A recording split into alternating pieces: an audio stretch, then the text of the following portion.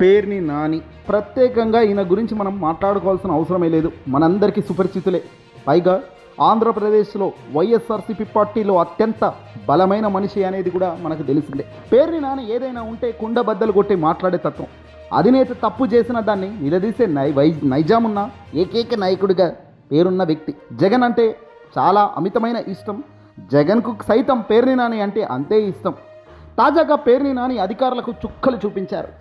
అన్యాయం చేస్తున్న వాళ్లకు అక్రమంగా అధికారులు చెప్పినట్టు తలగొగ్గి పోలీసులు వ్యవహరిస్తున్న తీరు పట్ల అసహనం వ్యక్తం చేశారు పేర్ని నాని ఏదైనా చెబితే ఖచ్చితంగా ఆయన పర్ఫెక్ట్గానే మాట్లాడుతుంటారు. తాజాగా అదే ధోరణితో పక్కా ప్రణాళికతో అడుగులు వేస్తూ మాట్లాడారు పేర్ని నాని. ఆంధ్రప్రదేశ్లో కూటమి ప్రభుత్వం కక్ష సాధింపు చర్యలకు దిగుతుందని, అక్రమంగా ఇల్లులను కూల్చివేస్తుంటే ప్రశ్నించినందుకు ఏకంగా కేసులు పెడతారు. పేర్ని నానిపై కేసులు పెట్టారు. అలాగే పేర్ని కిట్టు మాజీ మంత్రి అయిన పేర్ని నాని కుమారుడైన కిట్టుపై కూడా కేసులు నమోదు చేశారు. పోలీసుల విధులకు ఆటంకం కలిగించారంటూ అక్రమ కేసులు నమోదు చేశారు. సిఐ పరమేశ్వర్ ఫిర్యాదుతో పేర్ని కిట్టుపై చిలకలపూడి పిఎస్లో కేసు నమోదవుతే పోలీసు అధికారుల సంఘం ఫిర్యాదుతో పేర్ని నాని పైన కూడా కేసు నమోదు చేశారట. ఇక ఇదిలో ఉండగా తాజాగా పేర్ని నాని గారు మీడియా ముందుకు వచ్చి మాట్లాడారు. దోపిడీదారులను నిలదీయడమే మా పనని, మీరు ఎన్ని అక్రమ కేసులు పెట్టినా ఎవడు భయపడాడు, ఎవడైనా సరే తేల్చి చెప్తా. కొంతమంది పోలీసులు అధికారంలో ఉన్న వారికి లోదొత్తుగా మారి వ్యవహరిస్తున్న తీరు గమనిస్తున్నాం. ప్రశ్నించిన వాళ్లపై అక్రమ కేసులు పెట్టడమే పోలీసుల పన అంటూ పేర్ని నాని ఆగ్రహం వ్యక్తం చేశారు. ఇంతే ఆగ్రహంతో ఆయన మరింత సూపర్ 6 అన్నారు, సూపర్ 7 అన్నారు. కూటమి ప్రభుత్వం చేస్తున్న అక్రమాలు 1, 2 కాదు. కూటమి ప్రభుత్వాలను కాసేపు పక్కన పెడితే పోలీసులు రెచ్చిపోతున్నారు. ఎవరికి యమునా తీరు అన్నట్టుగా పోలీసులు విచ్చలవిడిగా పోతున్నారు. పైగా మాజీ మంత్రి అయిన పేర్ని నాని మచిలీపట్నం అసిస్టెంట్ కమిషనర్ గోపాలరావు, అలాగే మున్సిపల్ కమిషనర్ అయిన బాపురాజ్ చౌదరిపై తీవ్ర స్థాయిలో విరుచుకుపడ్డారు. ఏమన్నారంటే, నోటీసులు ఇవ్వకుండా ఇళ్లను కూల్చివేస్తున్నారని ఆరోపిస్తూ అసిస్టెంట్ కమిషనర్ గోపాలరావును ఆంధ్ర రాష్ట్రంలో ఎక్కడున్నా వదిలిపెట్టబోనని, అవసరమైతే తెలంగాణ వరకు వెళ్ళినా సరే కేసీఆర్ కాళ్ళైన పట్టుకుని నీ ఇంటి హంతు చూస్తానంటూ హెచ్చరించారు. పేద ప్రజల ఇల్లులు జేసీబీలతో కూల్చివేస్తుంటే వారు పడే బాధను అధికారులు అనుభవించాల్సి ఉంటుందన్నారు. భవిష్యత్తులో జగన్ ప్రభుత్వం రాగానే అదే బాపురాజు బందర్కు తీసుకొచ్చి మరి ఈ బాధ ఎట్లా ఉంటుందో చూపిస్తానంటూ హెచ్చరించారు పేర్ని నాని. జిల్లా ఎస్పీని ఉద్దేశించి మాట్లాడుతూ, మున్సిపల్ కమిషనర్ రాతపూర్వకంగా పోలీస్ ప్రొటెక్షన్ అడిగారా అని ప్రశ్నించారు. కొల్లు రవీంద్ర ఫోన్ చేయగానే పోలీసులు వచ్చి ప్రజలను ఇబ్బంది పెట్టడం ధర్మమేనా అంటూ పేర్ని నాని ఆగ్రహం వ్యక్తం చేశారు. గుండెల్లో నుంచి వస్తున్న బాధ నిజంగా వర్ణనాతీతం అన్నట్టుగానే పేర్ని నాని మాటలు కనబడుతున్నాయి. మనసులో ఎంత బాధ ఉంటే పేర్ని నాని ఇలా అంటారు, నిన్ను వదిలిపెట్టే ప్రసక్తి లేదు, అవసరమైతే తెలంగాణకు నువ్వు పారిపోయినా కేసీఆర్ కాళ్ళు పట్టుకోనైనా సరే నీ ఇంటి అంతు చూస్తానయ్యా అంటూ కూడా ఏకంగా చుక్కలు చూపించే మాటలు ఇవి. ఈ రకమైన మాటలు మాట్లాడుతున్న వెనకాల ఉద్దేశం ఏదో ఈర్షో కోపమో కాదు, అన్యాయంగా పేదవాళ్ళ ఇల్లులు కూల్చుతున్నారన్న బాధ పేర్ని నానిలో స్పష్టంగా కనబడుతుంది. అందుకే ఈ అసిస్టెంట్ కమిషనర్ అయిన గోపాలరావు సంగతి చూస్తానంటూ హెచ్చరించారు. ప్రజల చొక్కాలు, మహిళల చీరలు పట్టుకొని ఈడ్చుకెళ్లడం ధర్మమా అంటూ ఆగ్రహం వ్యక్తం చేశారు. అదే ప్రజలు ఓటు వేయకపోతే ఆ ఎమ్మెల్యే నిలబడి గెలిచేవాడా? అదే ప్రజలు ఓటు వేయకపోతే ఈరోజు రాష్ట్ర ముఖ్యమంత్రిగా చంద్రబాబు కూటమి అధికారంలో ఉండేదా?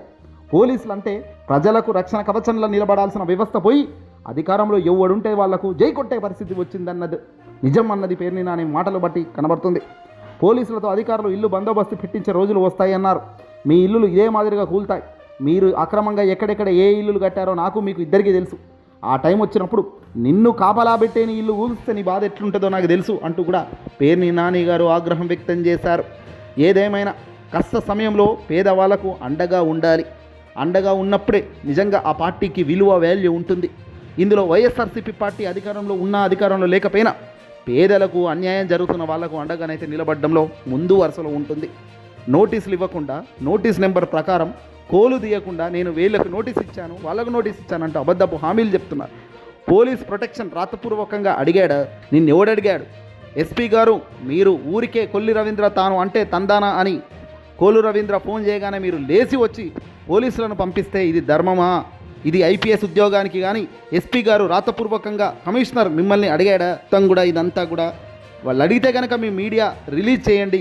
మున్సిపల్ కమిషనర్ బాపురాజ్ చౌదరికి, అలాగే మీకు మున్సిపాలిటీకి సంబంధించి అధికారికంగా ఎలాంటి నోటీసులు ఇచ్చాను, ఆ నోటీస్ మీరు ఏం చేశారు, ఎక్కడికి, ఎవరి వల్ల ఏం జరుగుతుందనే డేటాని ఇచ్చే పరిస్థితి లేకుండా కేవలం అధికారులు పైపెచ్చు చెప్పడం, మీరు రెచ్చిపోవడం చూడండి. జగన్ అధికారంలోకి వచ్చిన వెంటనే మిమ్మల్ని ఎలా లాగుతామో, అన్యాయం చేసిన ఏ ఒక్కరిని వదిలే పరిస్థితి ఉండదని కూడా ఇదే సందర్భంగా పేర్ని నాని గట్టిగా హెచ్చరించారు. తాజాగా పేర్ని నాని మాటలు సోషల్ మీడియాలో వైరల్ కూడా అవుతున్నాయి.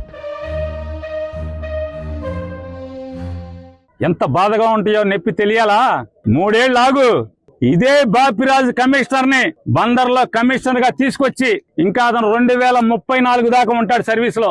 బాపిరాజు చౌదరి గారు చంద్రబాబు నాయుడు గారు చుట్టం. ఈ బాపిరాజు చౌదరి గారిని జగన్ రాగానే ఆ కమిషనర్ బందర్ పోస్టింగ్ తీసుకొచ్చి ఇదే బాధ, ఇదే ప్రొక్లైన్ దిగితే గుండెల్లో ఎంత బాధ ఉంటుందో నీకు. నిన్ను ఆడిస్తున్న నీ పెన్ డ్రైవ్లన్నీ కూడా సేఫ్ లాకర్ లో దాచుకుని నిన్ను తోలుబొమ్మలాగా ఆడిస్తున్నటువంటి ఆడికి ఇద్దరికి ఈ జేసీబీ బకెట్లు దిగితే ఎంత బాధ ఉంటుందో చూపించకపోతే కొల రవీంద్ర చూసుకో. ఇదే బాపిరాజుని బందర్ తీసుకొస్తా. TPO TPS assistant commissioner Gopalarao, నువ్వు బందర్ వదిలి వెళ్ళిపోతావేమో. గోపాలరావు, బందర్ కాదు, నువ్వు ఆంధ్ర రాష్ట్రంలో ఎక్కడున్నా సరే అవసరమైతే నువ్వు తెలంగాణ వెళ్తే కేసీఆర్ కాళ్ళన్నా పట్టుకుంటా. నీ ఇంటి సంగతి చూస్తా గోపాలరావు.